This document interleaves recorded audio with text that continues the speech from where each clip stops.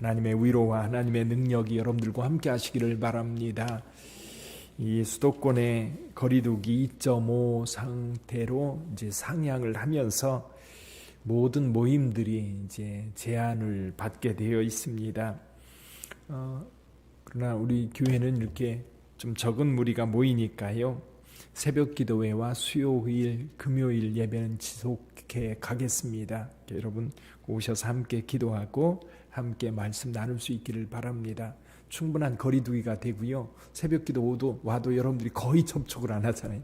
접촉을 안 하니까 자유롭게 와서 함께 하나님 앞에 기도할 수 있기를 바랍니다.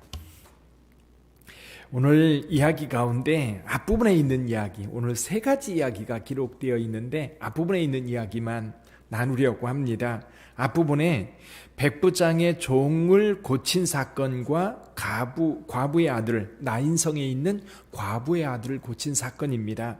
이 사건을 함께 묶어서 같이 은혜를 나누고자 합니다. 이 누가복음 전체를 보면요, 이 다른 복음, 마태나 마가 또는 요한복음과 다른 면들이 있어요. 그 다른 면 가운데 한 가지가 뭐냐면 하나님의 은혜, 예수 그리스도를 통해서 은혜가 사람들에게 주어지는데 이 은혜가 주어지는데 어떤 장벽이 없어요. 무슨 뜻이냐면 어떤 사람에게는 은혜가 베풀어지고 어떤 사람에게는 은혜가 그 은혜 속에서 제외되는 그런 경우. 예를 들면 마태복음 같은 경우는 이 수로보니게 여인에게 갔을 때에 예수님께서 그런 말씀을 하셔요. 인자는 자기 백성들에게 보냄 받았다. 유다 백성들에게 보냄을 받았기 때문에 이 복음이 우선적으로 유다 백성들에게 전해져야 된다라고 하는 말씀을 하는데 사실 누가복음에는 그렇지 않아요. 예를 들면 이런 겁니다. 남자와 여자. 이때 당시만 해도 유대 사회는 철저하게 남성 중심의 사회입니다. 남성 중심의 사회다 보니까 남자와 여자가 동일하게 하나님께로부터 은혜를 받는다? 그건 상상할 수도 없는 거예요. 근데 누가는 이 글을 쓰면서 늘 남자가 나오면 여자가 나옵니다. 예를 들면 사가랴와 엘리자벳이 같이 나오고요. 또 이 예수님께서, 어린 예수님께서 정결례를 위해서 예루살렘에 올라갔을 때에도 시몬이 아기를 안고 축복하는데 안나라고 하는 여선지자도 같이 등장을 합니다. 오늘 본문의 말씀에도 백부장이라고 하는 남자가 나오는 반면에 또 다음에는 나인성 과부의 이야기가 나옵니다. 15장에 가면요, 이런 것들에 대한 비유에서도 동일해요. 목자는 분명 남자입니다. 그런데 그 뒤에 보면 이런 은전의 이야기는 여성으로 나와요. 그래서 이 복음이 남자들에게만 아니라 모든 여자들에게도 동일하게 선포되고 있고요. 또 한 가지는 뭐냐면 유대인과 이방인. 지금 여기 백부장은 이방인입니다. 어쩌면 여기 그 나인성 과부는 유대인입니다. 유대인과 이방인이 거의 동일하게 복음이 전파되고 있고요. 또 사회적으로 소외된 자들이 있어요. 소외된 자들, 예를 들면 사마리아 사람들 또는 세리들, 또 여기 과부라고 되어 있는데 홀로 사는 여인들 얼마나 힘들고 어렵습니까? 사회적으로도 많이 어려움을 당하고 살고 있는 그런 사람들입니다. 근데 누가복음은요, 이런 복음의 어떤 영역들이 모든 사람들에게 동일하게 적용되고 있어요. 그러니까 하나님의 은혜는, 예수를 통해서 우리에게 주어지는 은혜는 어떤 사람에게는 제한되는 그런 게 없다는 겁니다. 세상의 모든 사람들, 뒤에 보면 죄인에 대한 이야기가 나와요. 죄인 여자에 대한 이야기가 나오는데 여기서도 바리새인들은 그 여인을 죄인으로 해서 여기가 왜 왔는지, 다른 때 같으면 쫓아냈을 텐데 예수님께서 그 여인에 대하여 어떤 태도를 보이는지 보려고 관찰자로 서 있습니다. 근데 예수님은 오히려 그의 용서받은 것, 그가 그 마음속에 가지고 있는 그 은혜에 대하여 굉장한 칭찬을 하고 계시죠. 그래서 누가복음에 나와 있는 특징입니다. 모든 사람들, 이 은혜에서 소외된 사람은 없다. 그러니까 오늘날 교회도 마찬가지예요. 어떤 사람에게도 이 복음은 제한되지 않아요. 어떤 사람에게도. 예를 들면 이런 겁니다. 작년에 부평에서 퀴어 축제가 있어가지고 난리가 났었습니다. 자, 세상은 교회가 이 동성애자들을 혐오한다고 난리를 칩니다. 사실 교회가 그들을 혐오하나요? 그들을 혐오하지 않습니다. 혐오하는 건 뭐예요? 그들의 죄지요. 그들의 악입니다. 그들이 절제 못하는 그 쾌락에 결론적으로 뭐냐면 에이즈를 하든지 결론적으로 그들의 인생이 망가지는 것을 보면서 그 죄는 끊으라는 거예요. 그 죄는 세상의 어떤 것도 마찬가지입니다. 에이즈 환자가 있어요.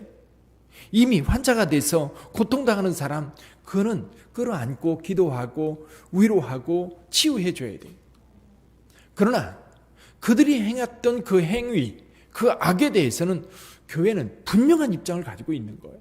이건 아닌 거예요. 도둑질하는 사람은 도둑질을 끊어야 되는 거예요. 장녀로 살던 사람들은 그 끊어야 되는 거예요. 끊을 때 그에게 은혜가 있는 거지, 그것을 그 죄를 용납하는 건 아닙니다. 교회가 죄를 용납하는 게 아니라 그 영혼을 불쌍히 여기고 그 영혼에도 우리 주 예수 그리스도의 은혜가 증거되는 거예요. 그러나 죄는 용납하지 않습니다. 예수님도 말씀하셔요. 다시는 죄 짓지 말라고. 요한복음 8장에 그 가늠하다 현장에서 잡힌 여인에 대한 이야기가 나옵니다. 분명히 예수님 용서해 주셔요. 그러나 다시는 죄 짓지 말라고 말씀하셔요. 우리의 입장은 그런 거예요. 그러니까 모든 사람들을 향한 복음이라고 하는 것에 대해서는 여러분들도 분명한 입장을 가지고 있어야 돼요. 죄는 안 돼. 그런 건 없습니다. 누구에게나 우리 주 예수 그리스도의 은혜가 필요하고, 모든 영혼, 하나님의 형상을 따라 지음받은 모든 영혼들은 예수님의 사랑 안에 있어요. 문제는 그 사랑을 깨닫고 예수 그리스도에게로 돌이키는 것이 문제지. 그래서 누가는 늘 모든 사람들을 향해 이 복음이 증거되고 있다는 것을 분명하게 말씀을 드리면서 이 이야기 가운데 몇 가지 더 말씀을 하고 있어요. 그 중에 한 가지는요, 이 두 사건이 구약의 위대한 선지자가 있어요. 엘리야와 엘리사지요. 이 두 선지자를 생각나게 합니다. 예를 들면 여기 백부장은 이방인입니다. 엘리사 시대 때에 많은 나병 환자가 있었지만 그 나병 환자 중 치유받은 사람은 아람의 군대 장관이었던 나만이 치유받습니다. 처음에는 믿음이 없었지만 그 믿음을 받아들이고 요단강에 가서 목욕을 할 때 깨끗함을 얻었어요. 근데 예수님께서도 여기에서 말씀합니다. 이스라엘 중에서 이만한 믿음을 보지 못했다. 그러면서 그의 종을 고쳐주셔요. 또 여기 나인성 과부의 아들을 고쳐준 사건은 엘리야 시대 때 사렙다 과부의 가정에 하나님의 은혜를 임하였던 것.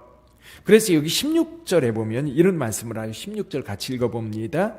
모든 사람이 두려워하며 하나님께 영광을 돌려 이르되 큰 선지자가 우리 가운데 일어나셨다 하고 또 하나님께서 자기 백성을 돌보셨다 하더라.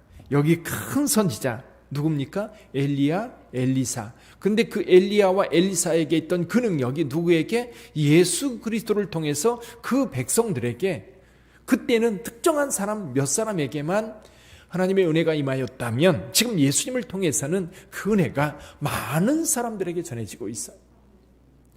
그 능력이 예수 그리스도를 통해서 나타나고 있고, 마침내 그 예수님은 우리의 모든 죄를 담당하실 거예요. 또 한 가지는 여기 백부장 같은 경우는 예수님을 찾아요. 근데 백부장이 독특하게 찾습니다. 자기가 오지 않아요. 오히려 이스라엘 장로들을 예수님께 보내서 내 종이 병들어 죽게 되었으니 오셔서 고쳐주십시오 라고 말합니다. 그런데 또 사람들을 보내요. 예수님께서 그래 갑시다 하고 가는데 사람들을 다시 또 보내요.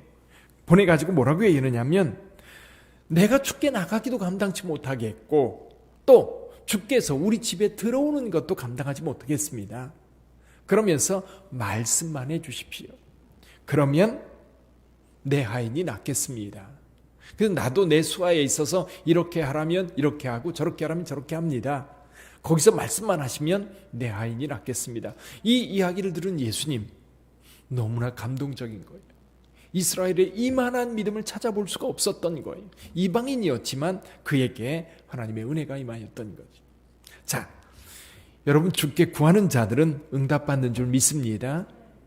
오늘 여러분들이 주님 앞에 기도하는 모든 기도의 제목들 주께서 들으시고 그리고 분명하게 응답해 주실 거예요. 근데 또 한 가지, 이 나인성 과부의 아들, 이 나인이라고 하는 성은요, 여러분들이 이 다볼산이 있죠. 다볼산, 변화산에 올라가서 이렇게 남쪽으로 내려다보면 이 모래산이라고 하는 산이 약간 왼쪽 편에 있는데 그 서쪽 편에 조그만 마을이 있어요.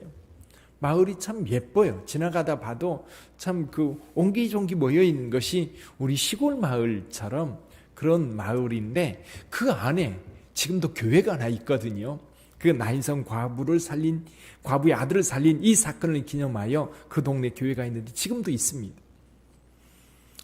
근데 이 나인성 과부는 예수님께 내 아들 살려달라고 구하지 않아요.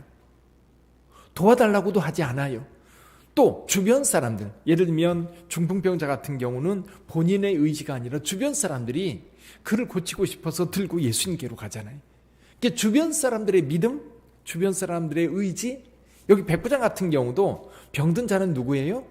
하인이잖아요. 하인의 믿음과 상관없이 백부장의 믿음 때문에 그 하인을 고쳐줘요. 그런데 이 여인은 어떤 상황에서도 예수님께 구하지 않아요.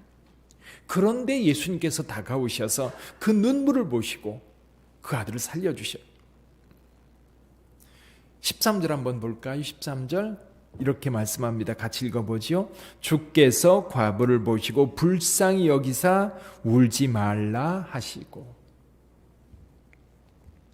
그리고 가까이 가서 그 관에 손을 대시니 맨 자들이 서는지라 예수께서 이르시되 청년아 내가 네게 말하노니 일어나라 하시매.